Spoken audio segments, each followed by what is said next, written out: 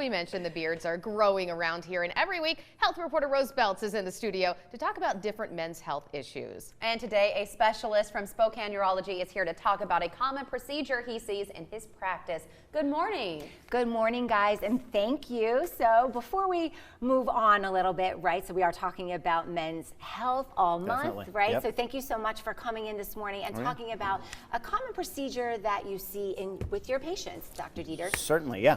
Thank you so much for having me here. It's a very exciting time to have Men's Health Month upon us, and I appreciate the attention to prostate cancer we're getting, because when you talk about gender-specific cancers, and, you know, breast cancer, you see a pink ribbon everywhere you look, it seems like, but not as many blue ribbons for prostate cancer. So these are issues that we should be talking about.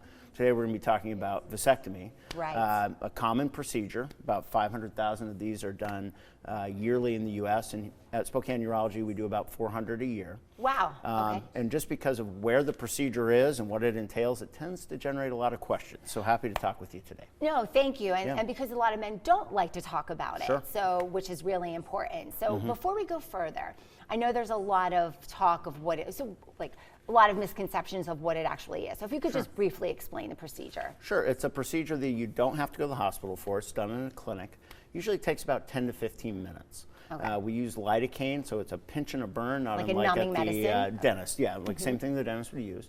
Again, we do it through a minimal opening in the scrotum. It's about a 1 millimeter opening, so just very small. Again, a 10 to 15 minute procedure that most men are able to drive home after. You know what the procedure does is it interrupts the tubing that transports sperm from the testicles, the vas deferens. We remove a portion of that tubing, and so therefore it is a permanent form of male contraception or birth control.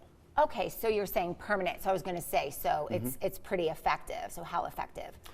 So the failure rate is about 1 in 2,000 or 0.05%. Okay.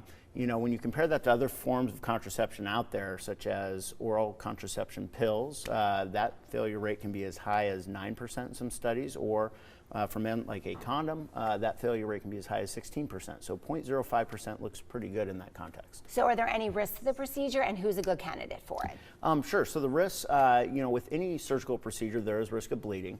Usually it's more so bruising after this, but you can have a collection of blood around where the procedure is performed. That's the most common immediate complication, but it's, on the scale of things, relatively uncommon, maybe 1 to 2%.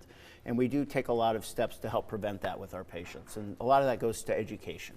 And some misconceptions that you share with me that were interesting. Oh, sure, yeah. So, you know, the misconception is that perhaps this is the most traumatic experience of a man's life. We go through a lot of steps to make this a comfortable procedure. And in fact, most of my patients during this procedure, we have an open dialogue. And if they are not comfortable enough to be having a conversation, then perhaps they're not comfortable enough to be having the procedure. So we work on that. The risk of interrupting perhaps sexual function or testosterone production is always a concern, but that has not been shown to be true with this procedure. Previously, there was some concern that perhaps it would link to cancer, such as testicular cancer, prostate cancer. Again, not been shown to be true. Great. And before we wrap, because it's something you shared, it's not easily reversed, correct? It is not. You know, the reversal is much more involved than the vasectomy itself, and there are some barriers to the reversal, one of which can be cost, a lot of times not covered by insurance. And it doesn't always work. You know, there's varying success rates from 40% to 90%, depending on the candidate and who's doing the reversal. So it's not a slam dunk in that light. In that sense. So even though it's common, there's still some things that, you know, people should think about. Certainly. Okay. Yeah, and a good candidate is really a guy who is committed, or a couple that's committed to the fact that they've either done with their childbearing years, or maybe they've decided long ago that they are not going to have children. Great. So it's really an experience that you need to be committed to. Great. Yeah. Well, thank you so much. Dr. Yeah. Levi Dieter's here. For sake of time, we're going to jump over to Facebook. But I just want to say thank you so much again for talking to our viewers early this morning before you see your patients. And we'll be back with more Creme 2 Morning News after the break. Thank you. Thank you.